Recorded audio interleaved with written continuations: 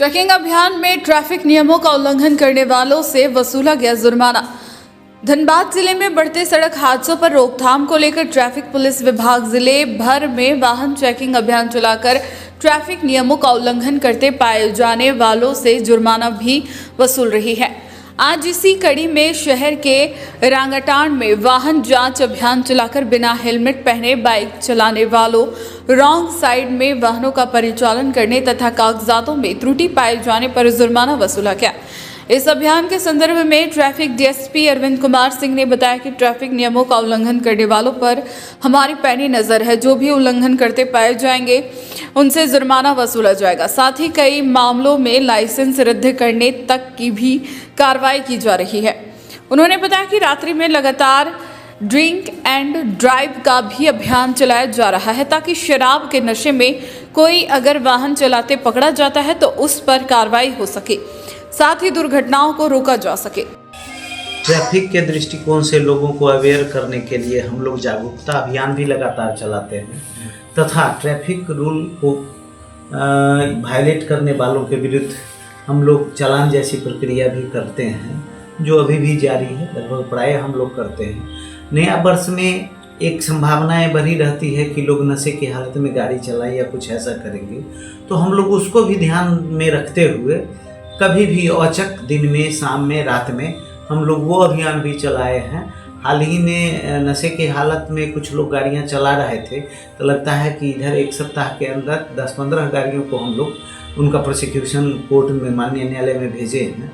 तो ये अभियान जारी रहेगा कि हम चाहते हैं कि अधिक से अधिक अवेयर हो लोग ट्रैफिक नियमों का और उनका पालन करें ताकि वो सुरक्षित रह सकें। ड्रिंक एंड ड्राइव के लिए सर कब से अभियान आप लोग चला रहे हैं? नहीं, हमेशा बीच बीच में चलाते रहते हैं। उसका समय निर्धारित, कभी रात में 8 से 10, कभी रात में 10 से 12, कभी 6 से 8 या कभी 6 से 10, वो हम लोग चलाते रहते हैं। दिन में भी जो अभियान चलता है तो उसमें भी अगर ड्रिंक एंड ड्राइव के जुड़े लोग अगर कोई होते हैं तो उन पे उस दिशा में कार्रवाई हम लोग करते हैं। पिकनिक स्पॉटों पर किस तरह का? पिकनिक स्पॉट पे एग्जैक्टली हम नहीं करेंगे, लेकिन उनके आने जाने के रास्तों में औचक हम लोग करेंगे ताकि लोग नशे की हालत में गाड़ी नहीं चलाएं और कोई दुर्घटना नहीं घट सके। सड़क दुर्घटना को लेकर सर पिछले दिनों जो सड़क सुरक्षा के भी अधिकारी यहाँ पे आए थे, कई सारे दिशा निर्देश दिए थे, तो सर उस पर क्या कुछ जागरूकता कुछ वगैरह इस तरह? नहीं, सड़क सुरक्षा को लेकर के हम लोग बताए तो कि अवेयर प्रोग्राम, हमेशा अवेयरनेस प्रोग्राम चलाते रहते हैं। और निश्चित रूप से आप पीछे दिन की बात करेंगे तो एक एक्सपर्ट थे जो सड़क सुरक्षा विशेषज्ञ थे, दिल्ली से आए थे, तो वो हम लोगों के बीच, हमारे कर्मियों के बीच कुछ अपनी बातों को रखे थे, जिसमें कि हमारे कर्मियों को और अधिक उस संबंध में जानकारी मिली।